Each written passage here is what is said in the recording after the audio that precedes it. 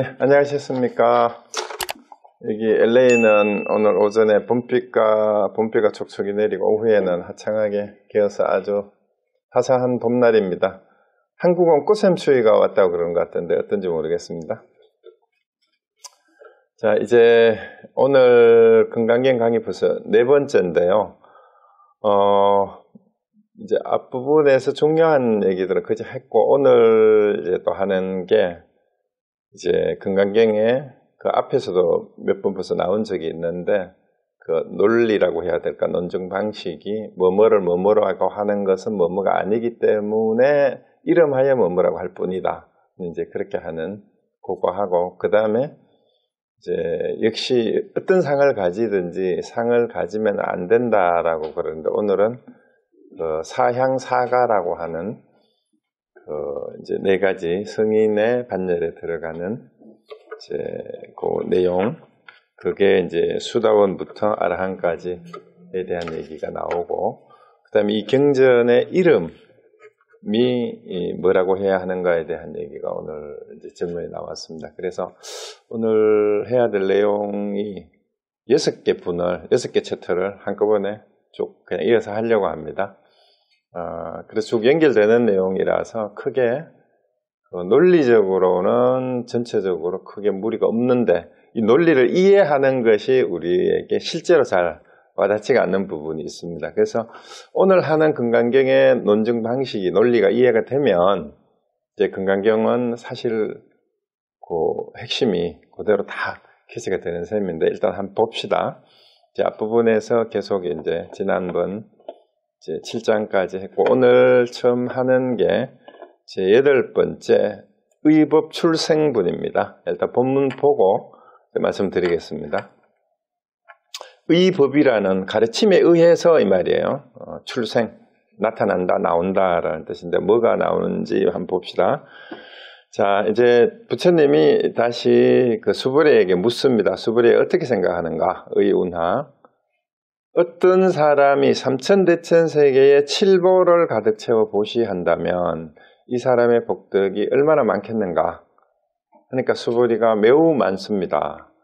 그러니까 이 삼천대천세계가 뭐 이제 아시죠, 그죠? 뭐 요즘으로 치면 온 우주 전체를 다, 은하계 전체를 다 이렇게 만약에 칠보로 가득 채운다면 사실 상상하기도 힘들죠. 복덕이 얼마나 되냐 하니까 매우 많습니다. 세존이시합니다. 왜냐하면 이 복덕은 바로 복덕의 성품이 아닌 까닭의 여러 개에서 복덕이 많다고 하셨기 때문입니다. 이렇게 얘기를 했어요. 그래서 여기서 뭐뭐는 뭐뭐가 아닌 까닭의 뭐뭐라고 한다라는 얘기가 나오고, 그러면은 똑같이 많다라는 말에 대해서도 똑같이 얘기할 수가 있어요. 진짜 많은 것은 많은 것이 아니기 때문에 많다고 합니다. 라고 얘기할 수도 있습니다. 어쨌든 그 다음에 이렇게 해놓고 다시 어떤 사람이 이 경에서, 이 건강경이겠죠, 사국에만이라도 받아지녀서 다른 사람을 위해 설해준다고 하면 이 복이 저 복보다 더 뛰어나다. 왜냐하면 수벌이요, 모든 부처님과 모든 부처님의 위 없이 높고 바른 깨달음의 가르침은 다 이 경에서 나왔기 때문이다. 수벌이요, 부처의 가르침이라고 말하는 것은 부처의 가르침이 아니다. 여기 또 나왔어요. 그래서 오늘 이제 복덕은 복덕이 아니니까 복덕이라고 한다. 그 다음에 불법, 심지어 부처의 가르침도 불법이라고 하는 것도 불법이 아니기 때문에, 불법이라고 하는 것은 불법이 아니다 이 말이에요. 불법하지만 불법이 아니다. 그래서 오늘 이제 요 논리가 이제 건강경에 아주 이제 그 정형화된 논리인데, 요게 이제 원문은 이렇게 돼 있어요. A에예요, 그죠? 그러니까 A는 이제 산스크리트에서 하고 그 빨리어에서는 부정하는 not라는 뜻이 되니까, 그 다음에 카이와 테다가테나 그거 나오죠. 바스타 하고, 그 다음에 테노찌안테라고 돼 있고, AET 요건데, 요 ET가 이제 우리말로 하면은 ET 뭐뭐라고 하는 것은, 카이와는 카에바니까 뭐 또한 바로 이거고, 때가 뭐뭐라는 것, 거기 이제 그 단어 풀이는 그대로 해놨어요. 그러니까 뭐 격설명이나 변화 이런 것들은 이제 문법적인 거는 그냥 생략을 하고 뜻만 그냥 설한 것, 그 다음에 뭐라고 불리어지다. 이게 이제 합쳐져서 이렇게 된 건데, 그래서 우리말로 하면 A라고 하는 것은 A가 아니라고 또한 바로 열애가 설한 것이 A라고 불리어진다.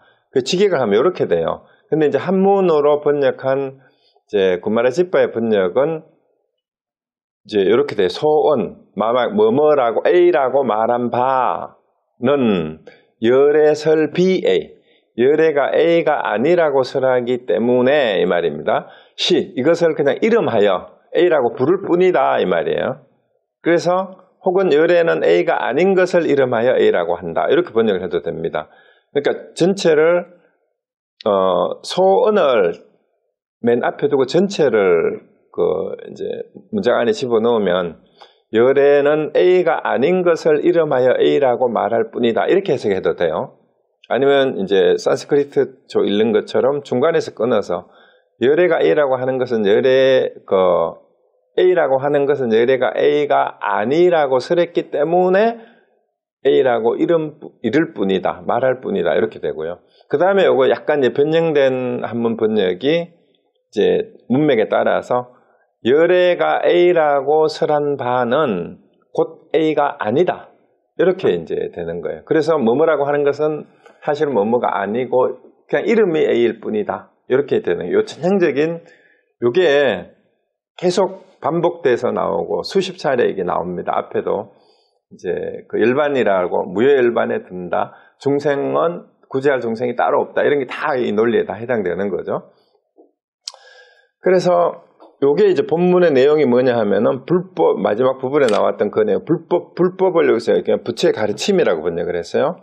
그냥 불법이라고 하는 게 더 쉽게 와닿을 수도 있어요. 불법 하는데 불법이라고 소위 말하는 것은 불법이 아니다. 이렇게 하면 돼요. 이게 불법이 부채 가르침을 얘기하는 거니까. 아니면 불교의 진리라고 뭐 번역을 해도 관계없어요. 그런데 이제 원문을 보면은 붙다 다르마예요. 불법이라고 말하지만 열애는 그것 또한 불법이 아니라고 설했다. 그랬기 때문에 불법이라고 한다. 이렇게 됐어요. 현장은 거의 직역을 했어요. 이렇게 여기 보시면은. 근데 요게 이제 전형적인 근간계의 논증 방식인데, 자, 왜 이런 얘기를 하느냐라는 것을 여기서 좀 이제 그 설명을 하면 더 복잡해질 수도 있는데, 어쨌거나 우리가 왜 이런 말을 하게 되냐 하면은 어떤 절대적인 어떤 것에 대해서 예를 들어서 깨달음, 부처, 열반, 안욕따라 삼막삼보리 이런 얘기를 그 언어가 있잖아요. 말이 행해지게 되면은 우리는 생각이 어떻게 따라가요? 열반이라는 말을 들었을 때는 열반이 어떤 상태일까라고 우리는 벌써 우리 속에서 관념적으로 열반이 어떤 상태일 거라 그 개념적인 설명을 쭉 듣다가 보면은 자기 스스로 열반에 대해서 상상을 해요. 그 다음에 부처, 깨달음, 그 다음에 무상정등 정각, 안욕따라 삼목삼벌 이거를 들으면은 그게 어떤 거지 하고 상상을 합니다. 자꾸 생각을 해요. 그냥 그런데 그 생각이 어떻게 돼요? 그것이 관념이 열반은 이런 걸 거다. 부처는 이런 사람을 두고 부처라고 하는구나. 깨달음은 이런 거를 깨달음이라고 하는구나. 열반은 이런 거구나. 안욕따라 삼목삼벌이는 이런 거구나. 진리는 이런 거구나. 반야는 이런 거구나 하고 뭐예요? 뭐뭐라고 이렇게 자꾸 자기식으로 개념적으로 상상을 해버리면 이게 뭐가 돼요? 열반이다, 깨달음이다, 안욕따라 삼목삼벌이다 하는 것을 그 외에 열반이 아닌 것, 깨달음이 아닌 것, 그죠? 그 다음에 안욕따라 삼목삼벌이가 아닌 어떤 것과 구별되는 이 분별을 하려는 마음이 우리도 모르게 생겨요. 그 말을 듣는 순간, 그 언어를 말하는 순간, 그 언어를 생각하는 순간. 그러니까 어떻게 됩니까?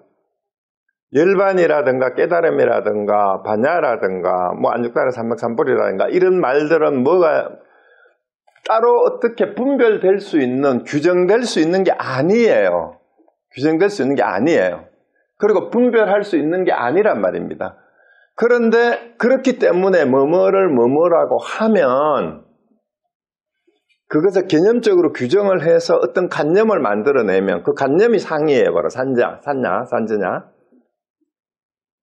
어떤 상으로서 그런 거를 받아들이고 이해를 하려고 한다면 그거는 부처가 얘기하려고 한 깨달음이나 열반이나 안육간의 삼록삼벌이나 반야가 아니기 때문에 아니다 이 말이 아니다. 그거는 그 말하는 거를 듣고 그걸 따로 뭔가 분별을 해내려고 하면은 그게 아니야.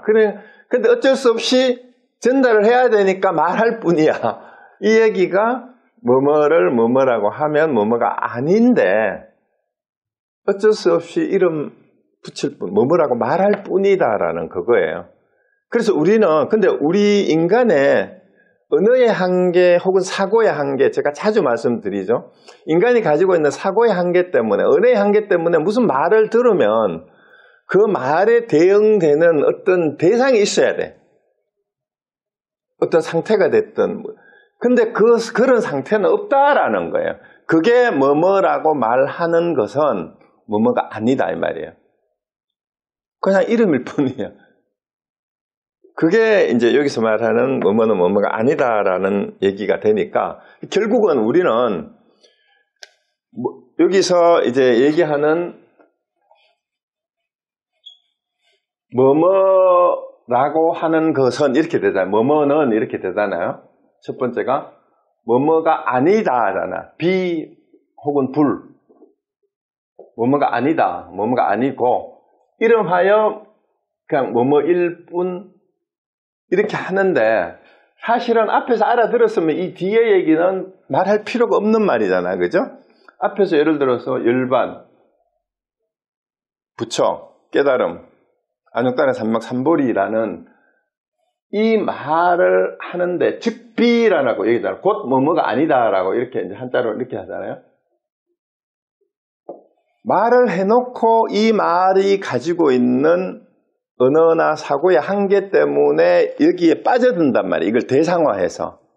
이거를 부정하려고 이 뒤에 덧붙인 말이에요. 이거는.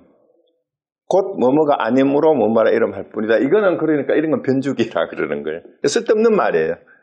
그냥 뭐뭐다 해서 그냥 알아들으면 근데 알아듣는 게 아니고 뭐뭐라고 하면 어떻게 돼요? 우리는 이거를 그대로 알아듣는 게 아니라 이거는 뭐뭐구나 혹은 뭐뭐다라고 자기식으로 자꾸 판정을 내려서 분별을 해가지고 이거를 규정을 하려고 하잖아. 개념 규정. 그 개념 규정한다라는 게 definition인데 define이 뭐예요? 이것도 적어서 수십 차례 했죠. define은 제한된다라는 뜻이잖아. 그러니까 정의를 해서 이걸 개념 규정을 해서 이해를 하려고 하는 순간 그게 뭐가 돼버려요? 어떤 한정된 상대화된 대상이 돼버려요. 근데 부처나 깨달음이나 진리나 반야나 뭐 이런 거는 그런 대상에 규정될 수 있는 게 아니거든요. 테두리 지어줄 수 없는 거는. 그러니까 요 말 하기 이전에 요 말 떨어질 때 바로 알아채면 이 뒷말은 필요가 없는데 이걸 자꾸 오해를 하니까 내가 뭐뭐라고 말하는데 그게 아니고 내가 이름 하자면 그 이름을 그냥 어쩔 수 없이 그 말을 할 뿐이야 라는 이 얘기입니다. 그래서 요거를 정확하게 이해를 해야 되는데 우리는 자꾸 어떻게 해요? 그래서 선가에 경구가 왜 나왔느냐 하면 이게 돌을 던지면 그 할로 축계 사자교인이라는 말 여러분 잘 아시잖아요. 축계는 쫓아간다 덩어리를 그 돌을 던지면 한나라 똥개는 돌을 던지면은 멍멍 짖으면서 돌덩이를 쫓아가. 이게 뭐냐 하면은 뭐뭐라는 말을 하게 되면은 이 말이 가지고 있는 어떤 껍데기나 형상이나 개념의 그 의미를 쫓아가려고 하면은 이게 개가 되는 거야. 근데 사자는 어떻게 해요? 사자 교인이라 그러잖아요. 교인. 이게 문다는 뜻이잖아요. 그죠? 돌 던지는 사람을 문다라는 뜻이에요. 그러면 이 말을 하게 되는 그 의미를 바로 캐치를 한다라는 뜻이에요. 그래서 전부 다 사자같이 그 의미를 바로 캐치하는 사람만 있으면 이 뒷얘기는 할 필요가 있어요? 없어요? 할 필요가 없으니까 이 얘기는 쓸데없는 얘기예요. 근데 어쩔 수 없이 말을 내뱉고 나니까 많은 사람들이 이 말을 따라서 쫓아가니까 그게 아니고 이름을 그렇게 했을 뿐이야 라고 빨리 부정을 하는 겁니다. 얼른 그걸 수습하기 위해서. 근데 말을 침묵하고 가만히 앉아 있으면 제일 좋은데 이 또 뭐 그냥 앉아 있으니까 왜 저렇게 앉아 있는지도 모르잖아. 그래서 얘기는 해야 되겠고 그 사람들은 자꾸 대상에 이끌려서 뭔가 얘기를 하고 사는 게 힘들다 하고 번뇌망상을 끊임없이 피우고 있으니까 그래서 이 얘기를 합니다. 그래서 이 논리를 정확하게 뭐뭐라고 하지만 그건 뭐뭐가 아니야 라고 이렇게 분명히 이제 이해를 해야 돼요. 그래서 이런 말을 진짜 이해했는지를 점검하는 게 선불교에서는 이제 스승들이 또 제자들에게 또 제자가 이게 제대로 이해됐는지 뭔지 모르니까 질문을 해서 문답 유명한 그 뚱딴지 같은 문답이 전해서 내려오는 게 그게 선문답이고 그 선문답 가운데서 이제 많은 사람들에게 이게 그 수행에 그 점검하는 계기가 됐던 에피소드 선문답이 바로 화두예요. 화두라는 게 뭐 특별히 뭐 그런 게 아니라는 얘기죠. 그래서 정말 건강경 강의를 듣고 이거 제대로 이해하셨어요? 그럼 제대로 이해했으면 어디 한번 대답해봐라. 아니면은 질문해봐라 했을 때 이제 그 중국 선종에서 주고받던 대화들 가운데에 그 대화의 핵심 키워드들이 문답으로 형성되어서 후대의 수행자들에게 옛날에 이런 법문 중에 아니면 어떤 대담 중에 이런 대화가 있었는데 이렇게 대답을 했는데 이게 뭐다. 그러면 요거를 이해하는 척경이 되는 화두가 조주무자예요. 우리 조주무자 왜냐하면 계획에 불성이 있습니까? 했잖아요. 그러면 여기다가 집어넣어가지고 이해를 해보면 더 헷갈릴 수도 있지만 불성은 뭐예요? 불성은? 여기 넣으면 되잖아. 불성이라고 하는 것은 불성이 아니기 때문에 불성이라 이름할 뿐이다. 이렇게 하면 되는데 그럼 무자도 무라고 하는 것은 무가 아니기 때문에 무라고 할 뿐이다. 그러면 조주무자에서 그 조주무자만 알려졌지만 조주유자도 있잖아. 계획에 불성이 있습니까? 제자가 묻잖아요. 그러니까 하루는 무 했어요. 그 일체 중생이 불성이 있다 하는데 어째서 스님은 무라고 합니까? 그러니까 그에게 업식이 있기 때문이다. 그렇죠? 그 다음에 또 다른 날 다른 학인이 와서 계획에 불성이 있습니까? 똑같은 질문은 어떤 날 유해요. 유. 있다 하니까. 있다면 어떻게 아직도 그 축생에 가죽 부대를 뒤집어 쓰고 있느냐. 그러니까 그의 알면서도 진진 모른 채 했기 때문이다. 뭐 하여튼 뭐 이런 식으로 이제 그 문답대 알려져 있는데 조주무자를 탁마하는 방법이 바로 요거를 제대로 이해했으면 무자의 답이 나와야 돼요. 계획에 불성이 있다고 있느냐고 물었는데 조주 스님께서 무라고 답을 하셨다. 무라고 한 뜻이 뭐냐? 왜 무라고 했느냐? 근데 이제 제가 수덕사 해암 스님은 이 무자를 왜 무라고 했느냐라는 그 답을 탁마를 시키기 전에 질문을 하나 더 내어줬어요. 그 질문이 뭐냐면은 조주 무자에는 조주가 무라고 대답한 데에는 삼키고 토한 것이 있다. 삼키고 토한 게. 삼키고 토한 것이 있는데 무엇을 삼키고 무엇을 토했느냐가 바로 요 내용이에요. 요 내용이에요.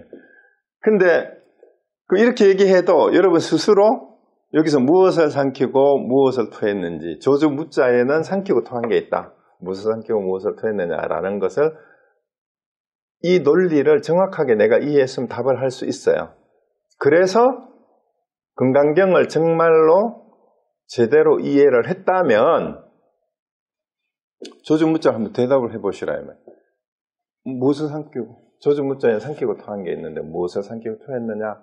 그래서 금강경에서는 이제 금강경하고 관계되는 화두들이 여러 가지가 있는데 앞에서 열의실경계 할 때 얘기했던 열애를 바로 보는 법을 한 글자를 가려보라. 또 뒤에 나오는 뭐 미래심, 현재심, 과거심을 얻을 수 없다는데 어느 마음에 점을 찍겠느냐. 득산선사가 그 노파를 만나가지고 깨닫기 전에 점심하겠다고 했는데 나오는 이런 화두 같은 거. 그 다음에 오늘 하게 될 응무소주 이생기심에서 육조 현행대사가 그 말을 듣고 마음이 열려가지고 출가를 하게 됐잖아요. 거기서 말하는 그 마음이 뭐냐. 이런 것들을 정확하게 캐치를 해야 건강경을 사실 제대로 이해를 한 거죠. 근데 이런 내용들을 정확하게 확인이 안 된 상태에서 건강경을 논리적으로만, 머리로만 따라가려고 하면은요, 머리가 터져. 그렇게 하면 할수록 더 헷갈려요. 아는 것 같지만, 그거는 전부 다 뭐에 해당되느냐? 변죽에 해당되는 쓸데없는 말을 되풀이하는 것에 불과합니다.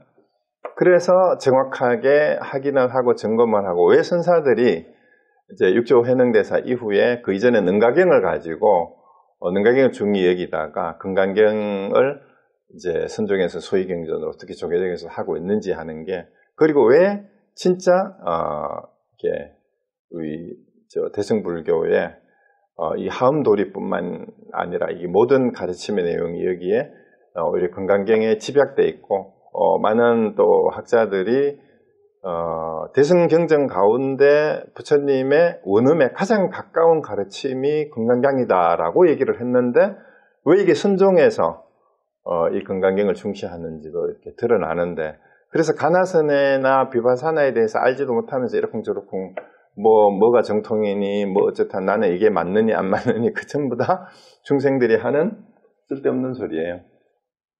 이걸 통해서든 비파사나를 통해서든 가나선을 통해서든 정확하게 자기가 정말로 뭐뭐다라고 했는 게 내한테 딱 와서 깨달음이 있는 사람은 그런 소리를 안 해요. 왜? 그게 뭔 말인지 아니까. 그걸 알지도 못하는 사람들이 이 방편을 가지고 싸우는 거는, 개들이 돌덩이를 쫓아간다 그러는데 돌 하나를 놓고 개떼가 달려 들어가지고 서로 차지하려고 물고 뜯고 싸우는 게, 그게 뭐예요? 그게 다툼이지. 그러니까 왜 수보리가 다툼 없는 수행자라고 수보리를 내세웠을까?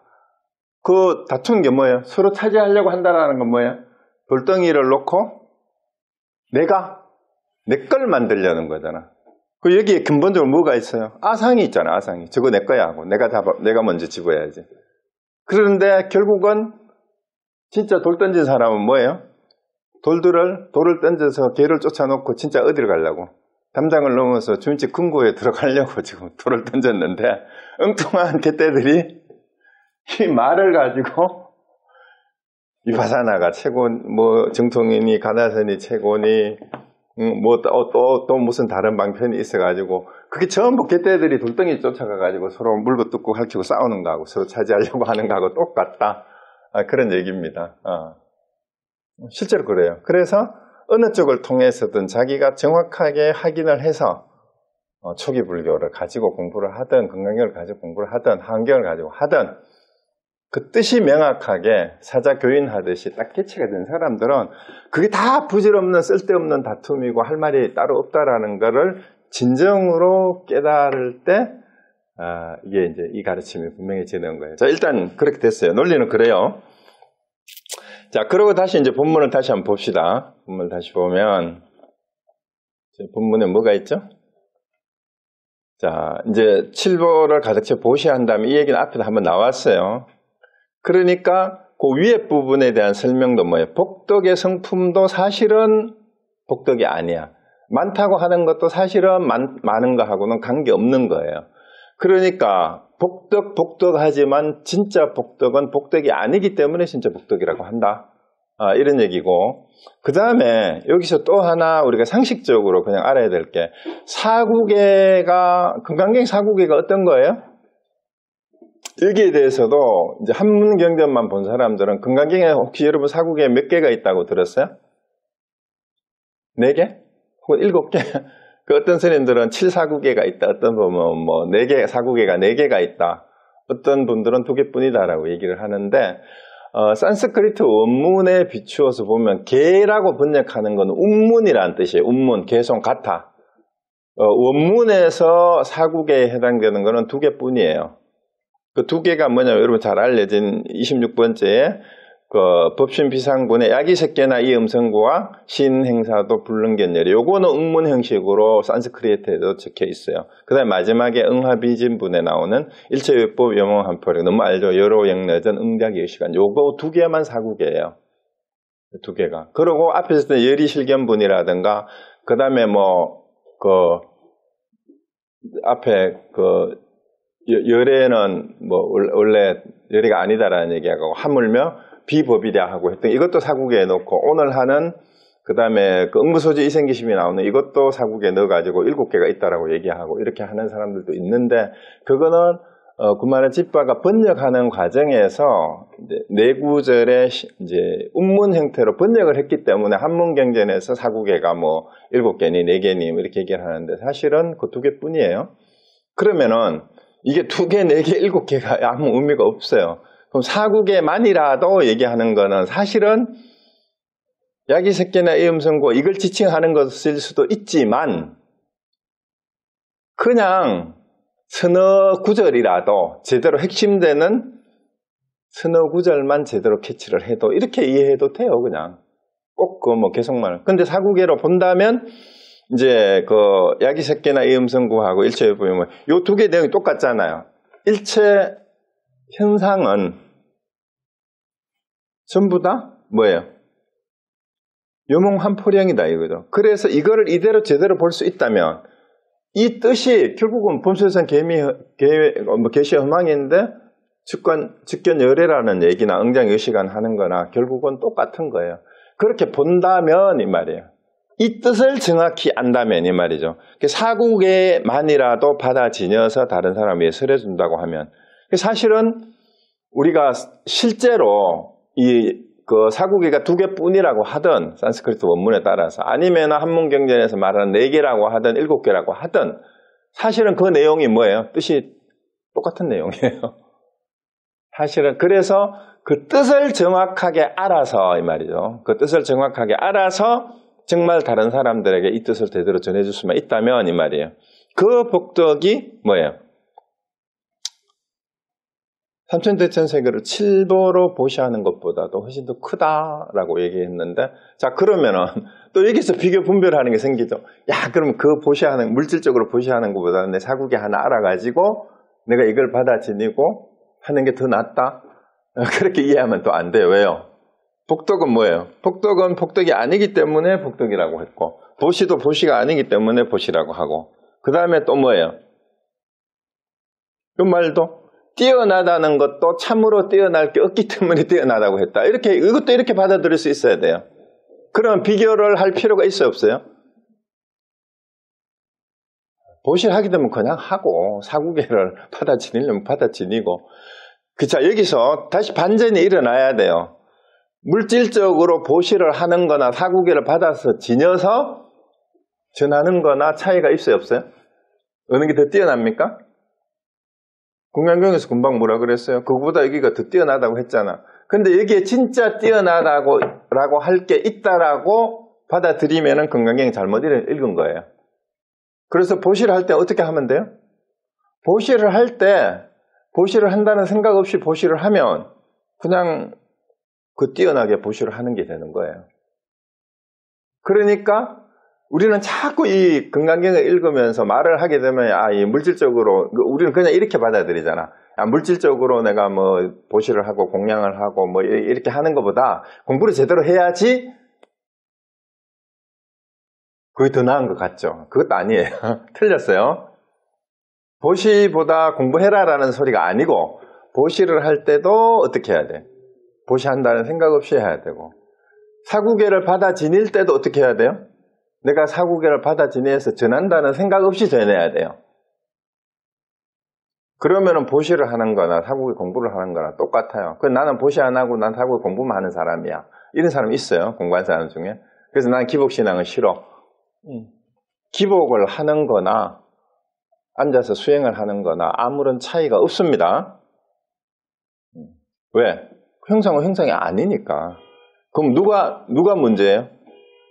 나는 수행자지 기복신앙 추구하는 사람이 아니야 라고 앉아있는 사람이 곧 어떤 사람이에요? 수행해야 할 게 따로 있다고 생각하는 바로 학은기일 뿐이에요. 보시해야 될 때는 보시를 하세요 그냥. 그리고 그 보시하는 게 곧 수행이고 자선과 다를 바 없음을 알고 해야 되고 그럼 자선하는 사람도 마찬가지예요. 자기가 물질적으로 공양하고 보시하는 것보다 뭐 더 낫고 아니면은 이제 노골적으로 깨놓고 얘기를 합시다. 뭐 스님들이 마음에 안 드니까 우리 불자들끼리 모여가지고 우리가 뭐 스님들 공부 안 하는 막형막식 하는 사람도 우리가 더 나아. 그 말도 뭐예요? 그 말도 헛소리예요. 그 말이야말로 진짜 암안심이 높은 사람들 하는 얘기입니다. 스님들이 그러거나 말거나 내가 제대로 살고 있느냐 라는 것만 돌아볼 뿐이고, 그리고 스님을 그렇게 보는 게 누구예요? 무학대세의 말을 빌면 그렇게 보는 놈이 그런 놈이지 뭐. 차별성을 가지고 보는 거니까. 그래서 그런 얘기도 하지 맙시다 이제는. 그래서 왜 스님들이 이제 우리 불자들끼리 모여서 공부하는 거 싫어하느냐?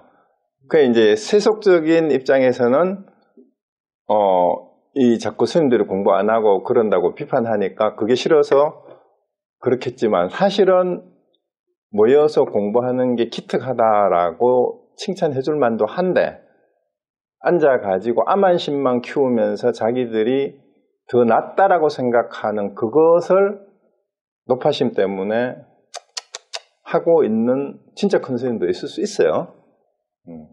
그래서 그런 분별심 다 내려놔야 됩니다. 이 금강경을 공부하면서 승속에 본래 없어요. 왜? 중생과 부처가 둘이 아닌데 승속을 나누는 이유가 없습니다. 그냥 우리는 뭐예요? 할 뿐. 오직 모를 뿐. 그 분별심은 어떤 분별심도 내면 안 된다 이 말입니다. 자, 그게 요 구절에서 우리가 철저하게 우리 내면에 각인이 돼야 돼요. 그 부분이. 그렇지 않으면은 금강경 공부한다라는, 금강경을 공부하고도 금강경을 공부했다, 금강경을 공부한다라는 암안심만 높아져요. 그러면 금강경의 가르침에, 그런 사람이 바로 정면으로 금강경의 가르침에 위배되는 사람이에요. 상을 부리라 했는데 내가 금강경을 공부한다라는 생각조차도 없어야 됩니다. 됐죠?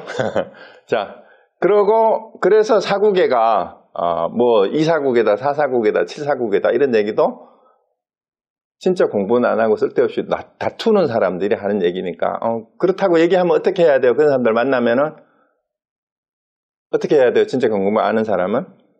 그 사람 나름대로 공부를 하고 있으니까 예, 당신 말이 옳습니다 하고 그런 바보들하고 다투면 돼요? 안 돼요? 다투면 안 됩니다. 네. 자, 그래서 그럼 이경, 자, 다른 어떤 사람이 이경에서 사구계만이라 받아지녀서 설해주면 이제 복이 더 뛰어나다. 이제 이건 얘기가 됐죠. 그러니까 더 뛰어난 게 어떤 건지. 그러면 수벌이여 모든 부처님과 모든 부처님의 위 없이 높고 바른 깨달음에 관해, 그러니까 이게 이제 안욕달의 삼막삼벌이에요. 이 경이 뭘 말하는 거예요? 문맥상은 분명히 금강경이죠. 그치만 금강경이 우리가 지금 보고 있는 이제 이걸로 인쇄된 이 금강경일까요? 그러면은 뒤에서 바로 부정해버리잖아요. 불법이라고 말하는 것은 불법이 아니다니까. 부처의 가르침이라고 말하는 부처. 그러면은 금강경은 금강경이라고 하는 것은 금강경이 아니기 때문에 금강경이라 이름 부리다. 이 금강경에 대해서도 그럴 수 있어야 돼요. 제가 전에 한번 실제 있었던 에피소드 말씀드린 적이 있는데, LA 제가 처음 왔을 때 어느 절에서 법화경 하는 그 절에서 저보고 법화경을 와서 강의를 해달라고, 법회 시간에 한 달에 2번씩 와서 해달라고 해서 법화경 강의를 하게 됐어요. 그랬는데 이제 거기에 있던 어느 분이, 한 보살님이 자기는 금강경 사경을 몇 번을 했는데 나보고 금강경 사경을 해봤냐? 그래서 금강경을 지식으로 법화경을 지식으로 아는 것도 중요하지만 사경을 하는 공덕이 뛰어나대요. 나보고도 금강경 사경을 해보래. 그래서 내가 또 그때만 해도 그런 걸 그냥 듣고 못 있잖아.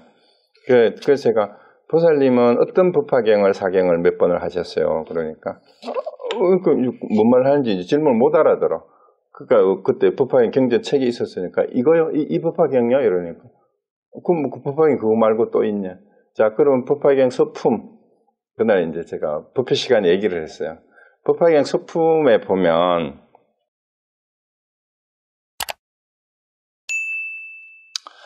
그거 1월 등명불이라는 그 보살이 나와요. 그러니까 아승기급 이전에 1월 등명불이라는 부처님이 계셨는데 그 이후에도 또 1월 등명불이 등명불 부처가 또 계셨고, 1월 등명불 부처가 몇 급을 통해서 또 나타나고 해가지고 1월 등명불 보살이 몇 급을 걸쳐서 수많은 1월 등명불이 설한 대승경전이 그게 바로 묘법의 나경이다. 이런 말이 소품에 나와요. 지금 법화경 소품을 읽어보면. 그런데 우리가 보고 있는 서품에 지금 이제 인쇄된 묘병의 나경에는 석가모니 부처님이 나오잖아요. 영산해상의 내용이. 자, 그래서 내가 질문을 뭐라고 했냐면, 자, 그러면 제가 법화경 사경을 할 테니까 석가모니 부처님 태어나시기 이전에 1월 등명불 부처님이 설했던 법화경에는 석가모니 부처라는 말이 있을까요, 없을까요? 이렇게 물었어요. 그것도 대답이 없는 거야. 있겠어요, 없겠어요? 1월 등명불 보살이 법화경을 설했대요. 그때는 석가모니 부처님도 태어나기 아승기급 이전이야. 그 법화경에는 석가모니 부처님이 영산해상에서 5천 대중이 모였는데 이런 말이 있을까요, 없을까요? 없잖아요. 그러면 그 법화경을 나한테 가져오세요. 그러면 내가 그 법화경을 사경을 하겠습니다. 이러니까 뭔 말인지 못 알아들어요. 알아들을 수가 없죠. 그런데 한 글자도 빠뜨리지 않고 여시 안문부터 시작해가지고 석가모니 부처님께서 뭐 어쩌고 이거를 사경을 자기는 몇 번 했으니까 복덕이 수승하되, 그래서 이런 식의 공부를 하는 신도들이 너무 많아. 그래서 내가 그거를 이제 공부를 하니까 기분이 나쁘다고. 저 사람은 아는 것만 가지고 이제 얘기를 한다고. 뭐 뭘 아는 건지 모르지만. 그래서, 그럼 금강경도 마찬가지예요. 지금 얘기하려고 하는 게. 이 경이 지금 우리가 보고 있는 책으로 된 이 금강경이겠느냐? 이 말이에요. 뭐예요? 이 경의 핵심이 뭐예요? 반야바라밀에 대한 가르침이잖아요. 그럼 모든 경전이 법화경이 됐든 금강경이 됐든 부처님이 전하려고 하는 게 반야바라밀의 가르침 아닌 게 있을까요? 반야에 대한 가르침이죠. 그렇지만 반야를 또 반야라고 하면 또 안 되잖아. 그러니까 진짜 부처님이 전하려고 했던 그 뜻이 진짜 이 경전이에요. 이 경전이라는 것은. 거기서 나왔지. 그 모든 경전이 나온 것도 부처님의 설법이, 실제 석가모니 부처님이 의지하는 곳이 어딜까요? 부처님이 발견한 거죠. 부처님이 깨달은 진리의 내용이잖아. 부처님도 의지하는 게 뭐예요? 자기가 깨달은 진리의 내용에 의지해서 그걸 우리에게 전해줄 뿐이잖아요. 깨닫기 전에 없었던 거를 부처님이 깨달음이라는 걸 발명해낸 게 아니잖아.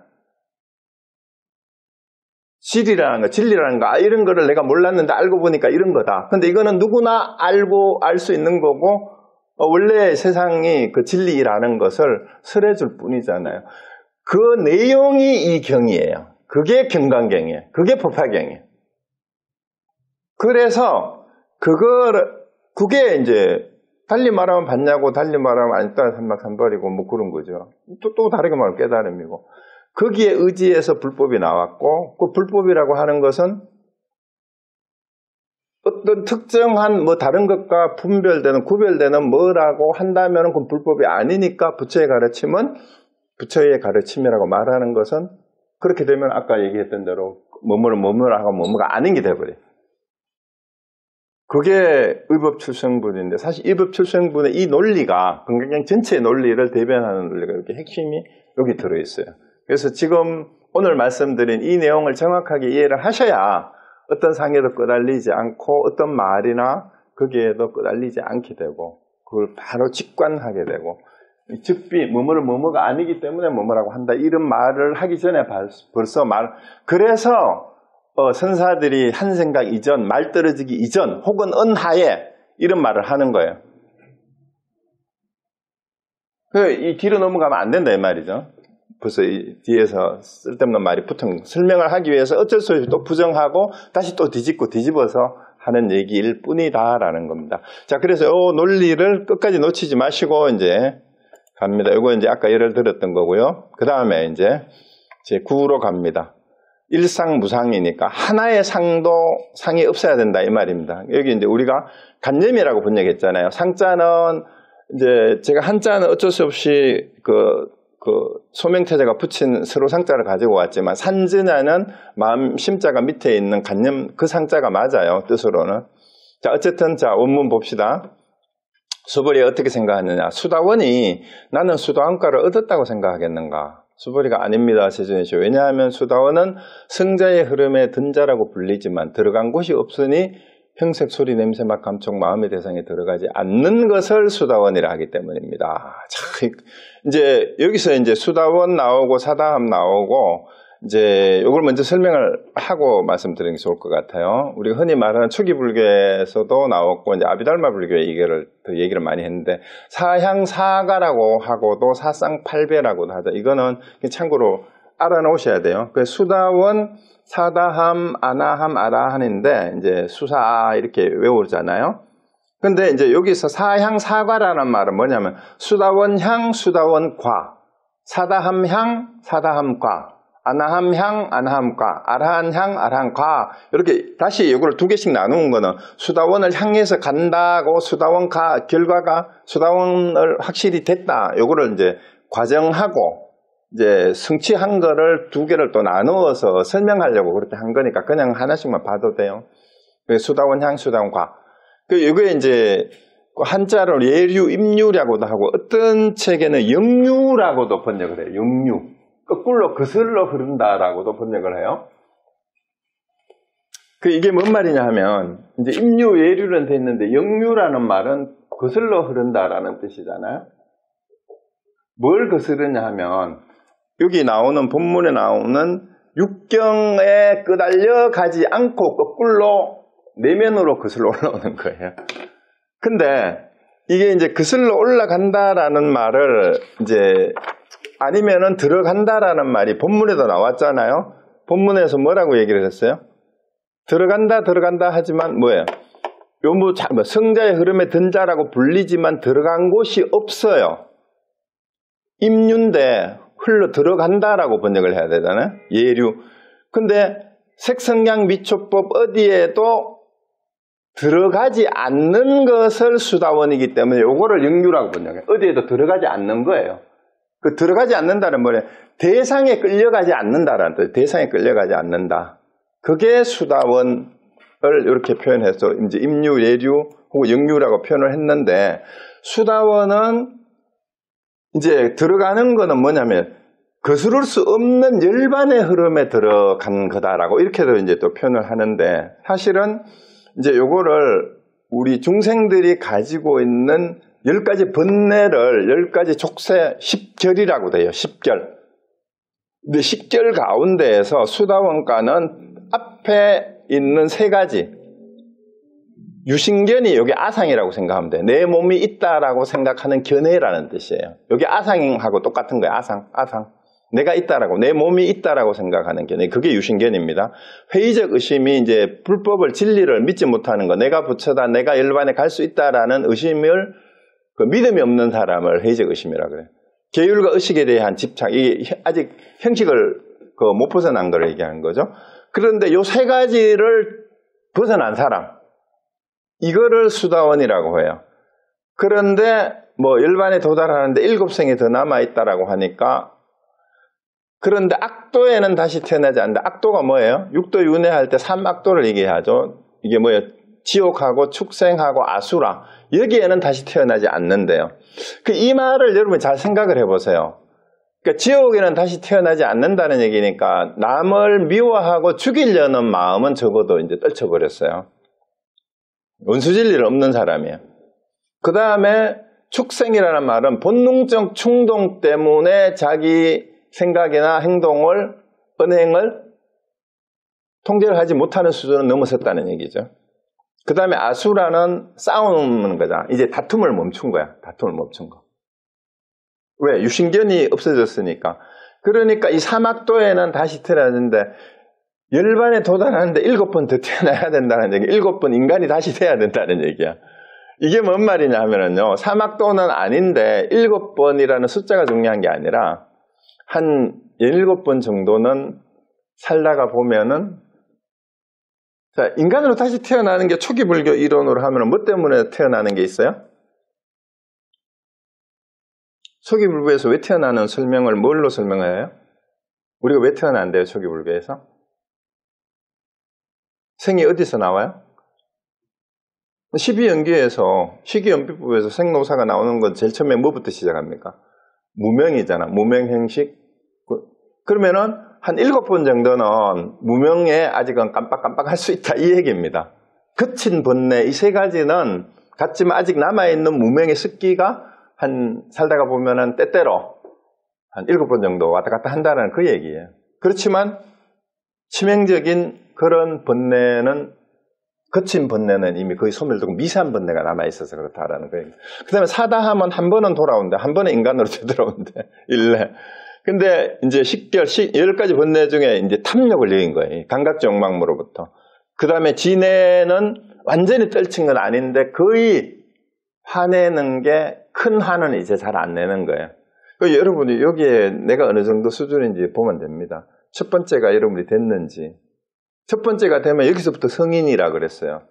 성인이라 그랬을 때는 1번부터 다 성인입니다, 이미. 근데 한 번만 온다는 것도 마찬가지입니다. 한 번만 온다는 것도 어쩌다가 한 번씩 무명에 남아있는 습기에 아직은 끌려다닌다 라는, 그렇게 이해를 하시면 더 좋을 것 같아요. 그리고 사실은 인간으로 다시 태어난다라는 것은 이 무명의 생각이 한 번쯤은 일어나는 거예요, 살다가 보면. 그런데 사실은 실제는 오고 갈 게 없기 때문에 왕래다, 다시 돌아온다, 이런 얘기도 사실 웃긴 얘기예요, 건강의 논리에 보면. 그 다음에 아나함은 이제 돌아오진 않아. 인간으로는 다시 돌아오지 않아요. 그런데 욕계는 욕망을 완전히 떨친 게 아나함이에요. 그렇지만 아직도 뭐예요? 10개월 중에 욕탐하고 감각 욕망 진해를 완전히 제거했어요. 이제 성도들. 그렇지만 아직도 아라한이 못 됐는데, 아라한은 뭐냐? 완전히 더 이상 배울 게 없는, 그래서 다시 태어나지 않고 진짜 공양을 받을 만한 사람인데, 번뇌를 완전히 이제 멸했어요. 이제 10가지 번뇌 가운데 나머지 5가지를 다 없앤 거예요. 이제 색계에 대한 집착, 무색에 대한 집착, 심지어는 자만이나 도고, 들뜨고, 무명, 치심, 이제 탐진치로 말하면 이거죠. 이게 이제 무명이 완전히 없어진 거, 이게 아라한이에요. 그러니까 더 이상 윤회도 하지 않고 완전히 깨달은 사람을 이렇게 얘기를 하는데, 자, 이제 순서대로 이제 부처님이 수보리하고 여기에 대한 대화를 해요. 그래서 이제 첫 번째 이제 아나함 아니고 위에 수다원이죠. 수다원이 수다원가를 얻었다고 생각하냐? 흐름에 든 자라고 불리지만 사실은 들어갈 게 없기 때문에, 어디에도 들어갈 데가 없기 때문에 수다원이라 한다. 이 건강에 요것만 얘기를 했어요. 임류, 례류 어디에 흘러 들어간다는 건 사실은 들어갈 데가 없어. 왜? 그 자체가 허상이니까. 대상 자체가. 그 다음에 이제 두 번째 사다함을 얘기를 묻으면 어떻게 생각하느냐? 사다함가를 얻었다고 생각하느냐? 수보리가 아닙니다. 왜냐하면 사다함은 한 번만 돌아올 자라고 불리지만 실로 돌아올 것이 없는 것. 그러니까 이걸 다 부정해버리잖아. 흘러 들어갔다라는 건 들어갈 데가 없는데 뭘 어디로 흘러 들어가? 그 다음에 한 번 돌아온다고 하는데 돌아올 데가 본래 없는데 뭐 어디를 돌아와? 그죠? 근데 돌아올 데가 없는 게 아니고 사실은 갈 데가 없으니까 간 바가 없어. 간 바가 없는데 돌아오면 뭘 돌아와? 이 말입니다. 그러니까 이제 결론이 똑같아지잖아. 임류라고 말하면은 그 말을 부정해버리는 거야. 들어갈 데가 원래 없어. 돌아온다 하면은 돌아오긴 뭘 돌아가? 간 데가 없는데 원래 그 자리인데. 이 얘기입니다. 그거를 이름하여 사다함이라 한다. 이 금강경이 이렇게 다 이제 해버립니다. 그래서 이런 이제 초기 불교에는 사실 이걸 그렇게 강조하지 않았어요, 사양사가를. 근데 이거 어디 와서 이렇게 이 말이 많이 붙여졌냐 하면 아비달마 불교에 와가지고 자기들끼리 수행자들끼리 나름대로 수행의 경지나 뭐 이런 것들을 자꾸 이게 세분화해가지고 나누어가지고 수행을 좀 더 했는 사람들은 나는 지금 내가 아라한가야, 뭐 나는 아라하면 아직 안 돼서 아나한까지 됐어 이러고 이 경지를 얘기하는 것 자체가 뭐가 돼요? 자꾸 수행자의 계위를 나누는 게 되는 거고, 일반 신도들하고 얘기했을 때 우리는 수행자로서 여기에 이만큼 우리가 내가 된 사람이야, 이런 식의 암한심을 자꾸 갖게 해요. 이걸 나누어 버리면. 그렇죠? 수다원, 사다함, 안함, 아란을 얘기해버리면은 또 보통 중생들은 여기 들지 못한 사람 어떻게 돼요? 와, 어떻게 아라한은 저런데 그 밑에 아나한만 해도 그렇구나, 사다한만 해도 그렇구나, 수다한도 그렇구나. 그리고 자기를 돌아보면 어떻게 됩니까? 야, 아직까지도 나는 아상을 못 버렸는데 언제 아라한까지 가지? 내도 아직도 욕심내고 썩내는 게 천지빛깔인데 언제 아직 사다함도 못 됐는데 언제 아라한까지 가지? 그러면서 자꾸 이 수다원, 사다함, 아나함, 아라한에 대한 이게 계위가 있어가지고 차근차근히 공부를 해야 된다라는 자극이 될 수도 있겠지만 성취 동기를 부여하는 게 될 수도 있어요. 이제 목표가 생기니까 순서대로. 그렇지만 이런 게 있으면 어떻게 됩니까? 보통 사람들한테 자꾸 절망감만 주고 머리만 골치 아프게 만들고 야 언제 가지? 그리고 어느 정도 여기 됐다는 사람들한테는 어떻게 돼요? 나는 여기까지 갔어 이렇게 되고 그 다음에 일부 수행자 위선자들은 실제 여기에 되지도 않는데 되는 척하는 위선자를 만들어내고 이렇게 돼버리잖아.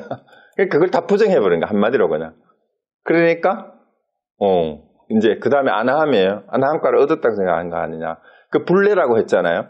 되돌아오지 않는 자라고 불리지만 실로 되돌아오지 않음이 없는 것을 아나하며. 왜? 아까도 얘기했죠. 갈 데가 없어. 원래 간바가 없기 때문에 되돌아올 데가 없어요. 그러니까 되돌아오지 않음이 없는 것. 그게 아나함이래요. 그 다음에 아라한도 그렇게 이제 하고 말아버려요. 아라한의 경지를 얻었다고 생각하느냐? 아닙니다. 세존이시여. 실제로 아라한이라 할 만한 법이 없습니다. 없기 때문입니다. 세존이시여. 아라한이 나는 아라한의 경지를 얻었다고 생각한다면은 자아, 윤회의 주체, 중생, 목숨의 집중. 이 사상이 사상. 아상, 인상, 중생상, 수자상. 왜? 나는이라는 말이 들어갔잖아. 나는. 그러니까 나는이라는 말을 하게 되면은 이건 벌써 뭐가 돼버려요? 이게 아상이 되니까. 아상이 있는 사람은 바로 뭐가 돼요? 요 이론에 비추어 봐도 아상이 있으면은 사향사가 중에 뭐도 안 돼요? 수다원도 안 되잖아. 유신견이 있는 건데. 그거 어떻게 아라한이 될 수 있어? 당연히 안 되는 거지. 나는 어떤 경지를 어떤 경지에 있다라고 얘기해버리면 어떻게 돼요? 이 두 개가 뭐가 돼버려요? 나라는 말이 들어가는 순간 이 사람은 아상을 가진 인간이 돼. 아상을 가진 게 되니까 아상을 가지면 이거는 수다원도 아니지. 수다원도 아닌데 당연히 아라한도 되지도 못하죠. 뭐다라고 하고 이 규정을 해버리면 그게 가치잖아. 그러면 이 전체가 하나의 상이 돼버려요. 이런 관념이 있으면 당연히 뭐예요? 이게 사상에 집착하는 거다 이 말이에요. 나는 뭐다 이렇게 돼버리는 거다. 그러니까 사향사가를 가지고 왔지만 사실은 사향사가를 여기서 다 부정해버리는 거하고 똑같은 거다 이 말입니다.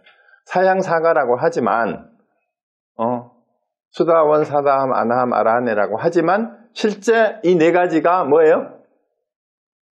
실제 이 수다함, 사다함, 아나함, 아라한이라고 할 것이 없기 때문에 이름하여 수다함, 사다함, 아나함, 아라한이라고 이름할 뿐이다. 그 얘기예요. 그 얘기예요. 그러니까 한마디로 정리가 돼버리죠. 그렇게 하니까. 자, 그 다음 그런데 이제 자기 얘기를 이제 합니다. 수보리가 이제 자기는 이제 아라한이 됐거든. 세존이시여, 부처님께서 저를 다툼 없는 삼매를 얻은 사람 가운데 제일이고 욕망을 여인 제일가는 아라한이라고 말씀하셨습니다. 이제 부처님이 이렇게 얘기를 했단 말이에요, 실제로. 그러니까 나는 욕망을 여인 아라한이다라고 생각하지 않습니다. 이제 그 말을 들으니까 자기가 이제 부처님이 그렇게 얘기해 준다고, 부처님께서 나를 인정해 줬으니까 나는 부처님이 다툼 없는 삼매를 얻었고 욕망을 여인 아라한이다 하셨으니까 그럼 나는 이제 이런 아라한이야라고 얘기하면 어떻게 돼요? 바로 앞에서 얘기했는 대로 나는 아상이 바로 다시 드러나 버리잖아. 그러니까 나는 욕망을 여인 아라한이다라고 생각하지 않습니다 하고 이제 자기는 알아들었다라고 이제 얘기를 하는 거예요. 그거죠? 그러니까 세존이시여, 나는 아라한의 경지를 얻었다고 생각한다면 세존께서는 수보리는 다툼 없는 수행을 즐기는 사람이다. 수보리는 실로 다툼 없는 수행을 한 것이 없으므로 수보리는 다툼 없는 수행을 즐긴다고 말한다라고 설하지 않으셨을 것입니다. 이 전체를 다시 부정하는 거죠. 수보리 자기의 예를 들어서 내가 진짜 이 다툼 없는 수행의 원문이 알았냐 히바린인데 히하린? 위할인? 이 발음이 뭔지 모르겠어요. 그런데 다툼 없이 머무는 사람을 이제 여기에서 아라비하라라고 했어요. 근데 이제 다툼 없이 머무는 사람이라고 이렇게 이제 그 법문 원문을 여기서 이제 뭐라고 하냐, 무쟁제일이라고 이렇게 얘기를 한 거예요. 이욕 아라한이라고 번역하고 무쟁삼매인이라고 구마라 집반은 의역을 했어요. 근데 거기 이제 밑에 해설을 보면 구마라 집은 머문다는 의미의 비하라를 삼매로 의역을 했어요. 현장은 그냥 무쟁주로 직역을 했고요. 이어진 문장에서 또 요거는 현장은 그대로 무쟁주로 번역을 했는데 똑같은 단어를 구마라 집은 한 번은 무쟁삼매로 번역을 하고 한 번은 아란나행이라고 소리 나는 대로 또 번역을 해버렸어요. 그리고 조계종 번역본에서는 우리 한글에서 적정형으로 또 이렇게 또 의역을 했어요. 그래서 어느 게 정확한 말이냐, 어느 게 정확한 말이냐면은 다툼 없이 머무는 이런 뜻이에요. 다툼 없이 머무는. 그 다툼 없이 머무는 사람. 그 삼매는 의역이에요. 삼매라는 말은 사실 거기 없어요. 그러니까 머문다라고 얘기했으니까 그걸 삼매로 번역을 한 거예요. 다툼 없이 이제 머물러 있다. 근데 어쨌든 여기서 말하는 내용은 부처님이 저를 다툼 없는 삼매를 얻은 사람이라고 하지만 실제는 뭐예요? 다툴 게 뭐예요? 다툴 게 본래 없어요. 수보리는 다툼 없는 수행을 즐긴다라고 말을 하지만 실제로 다툼 없는 수행한 것이 없어요. 왜? 수보리는 어떤 사람이냐 하면 왜 무쟁삼매는 수보리는 다툼 없이 머무는 사람은 실제로 다툴 게 본래 없다라는 걸 아는 사람이에요. 자, 다툼이 본래 없는데 다툼 없는 수행을 했다라고 말을 하면은 이게 어불성설이잖아. 다툴 게 원래 없는 사람한테 저 사람은 다툼이 없다라고 말을 하는 것 자체가 다툴 게 원래 없다라는 거 아는 사람이니까. 그렇다면은 다툴 게 본래 없는 사람이기 때문에 다툼 없는 삼매에 들었다라는 말 자체가 뭐예요? 다툼 없는 삼매라는 어떤 상태가 있는 걸 상정하잖아. 다툼이라는 게 원래 없기 때문에 뭐도 없어요? 다툼 없음도 원래 없는 거예요. 다툼이라고 할 게 원래 없기 때문에 다툼이 없는 어떤 상태도 없단 말이에요. 그렇죠? 원래 없기 때문에 없을 게 없다 이 말입니다. 원래 없는 거기 때문에. 그래서 진짜 그랬다면 이렇게 생각하지 않았을 겁니다. 라고 이제 이렇게 얘기를 하는 겁니다. 그래서 이제 결국은 여기서 말하는 게 뭐냐 하면 어떤 경지다, 어디에도 머문다, 이래서 경지를 얘기를 하게 되면 나는 어떤 경지에 와 있다라고 하는 순간 이 경지가 뭐가 돼요? 머무는 곳이 돼버려요. 머무는 곳. 그런데 끊임없이 여기서 얘기해 어디에도 머물지 말라라고 얘기해요. 머물지 말라라고. 그럼 머물면 안 되니까 이제 나를 머물라고 무쟁삼매인이다. 그 다음에 아란나행을 하는 사람이다.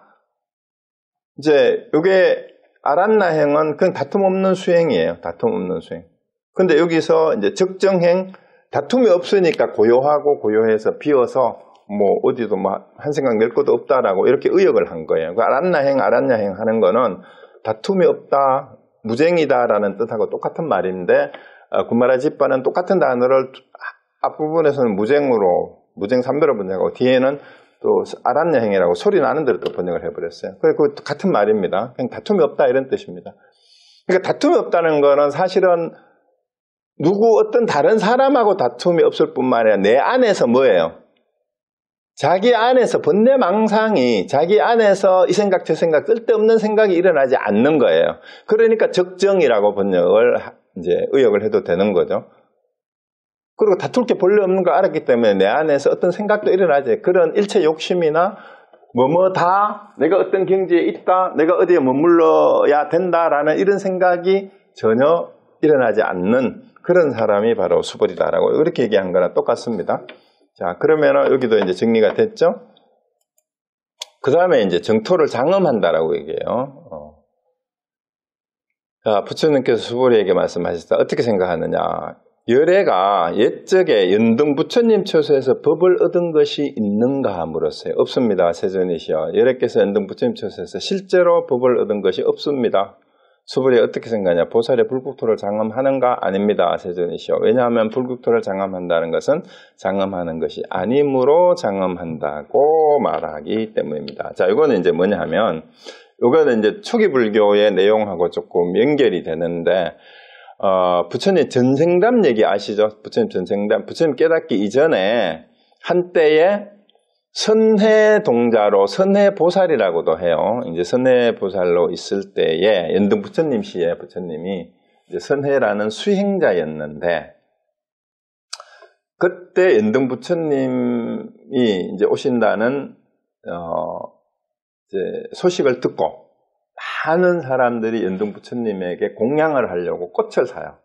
꽃을 사는데 그때 부자인 왕이 이제 자기 혼자 그 복덕을 다 차지하려고 전국에 있는 모든 꽃을 왕이 다 사가지고 자기가 연등 부처님한테 꽃 공양을 올릴 거라고 이렇게 해가지고 이제 그 시장에 꽃이 하나도 없어져 버렸어요. 근데 이제 선해 수행자는 나중에 이 소식을 듣고 나도 연등 부처님을 직접 뵙고 부처님에게 꽃 공양을 올려야 되겠다라고 생각을 하고 이제 꽃을 사러 가보니까 시중에 있는 꽃은 모조리 왕이 다 수거해 갔어.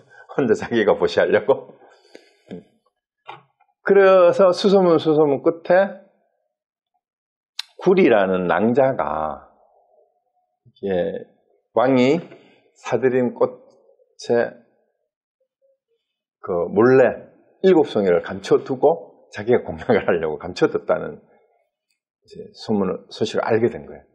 그래서 이제 선해도 자기가 한 송이라도 나에게 내달라. 그래서 나도 부처님께 공양을 할 수 있도록 해달라고 얘기하니까 구리가 자기도 이거를 내가 직접 연등 부처님한테 공양을 해야 될 거기 때문에 내줄 수 없다라고 얘기를 합니다.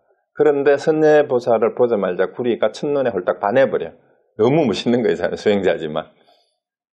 그래서 꽃을 자꾸 달라고 하니까 그럼 저하고 결혼을 해주신다면 내가 꽃을 나눠주겠다고 얘기를 해요.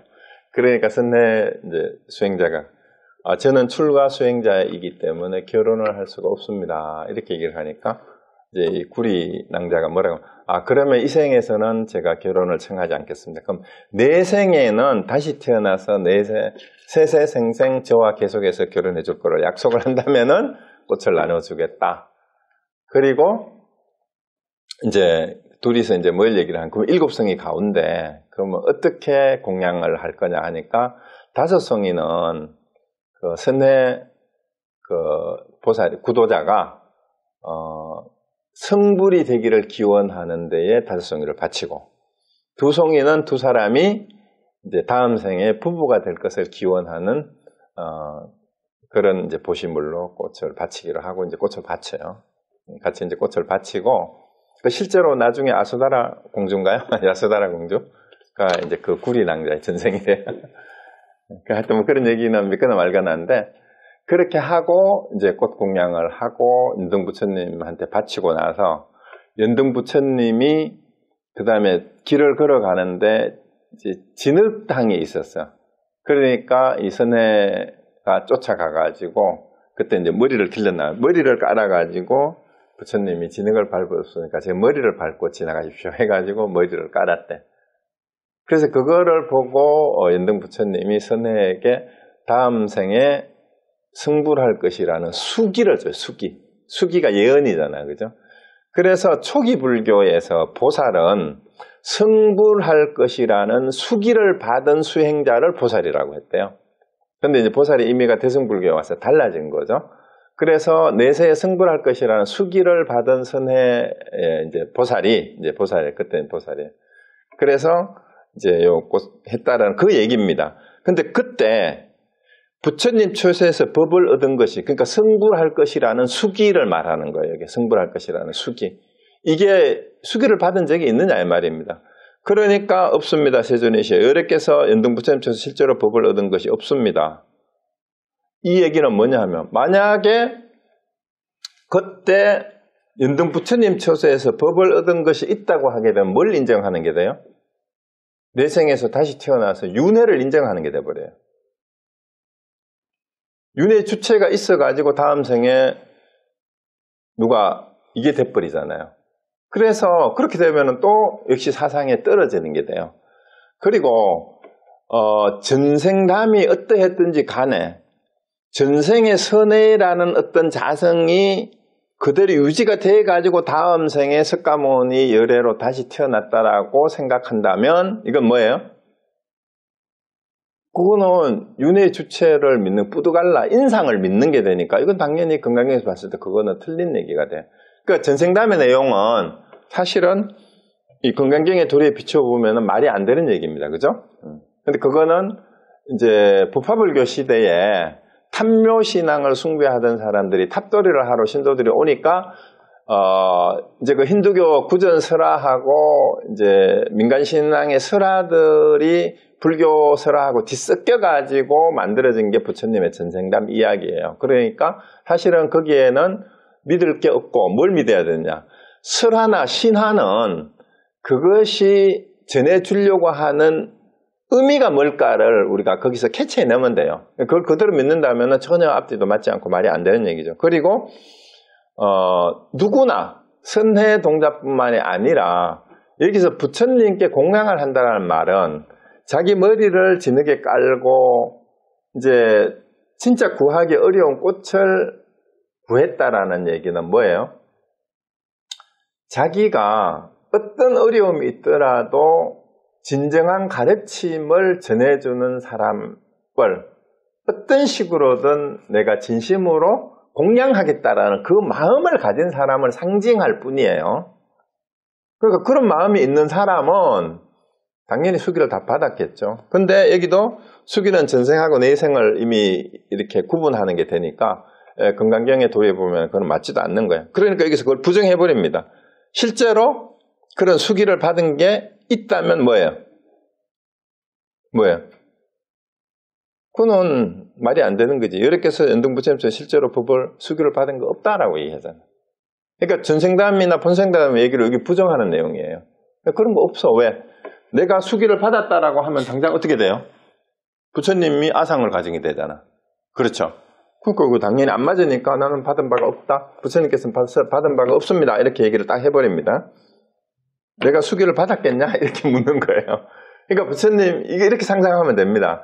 내가 전생에 이런 일에 해서 내가 지금 수기를 받았다고 하는데 너 그거 어떻게 생각하냐? 이러보니까 그게 그런 게 있겠습니까? 이렇게 대답한 거예요.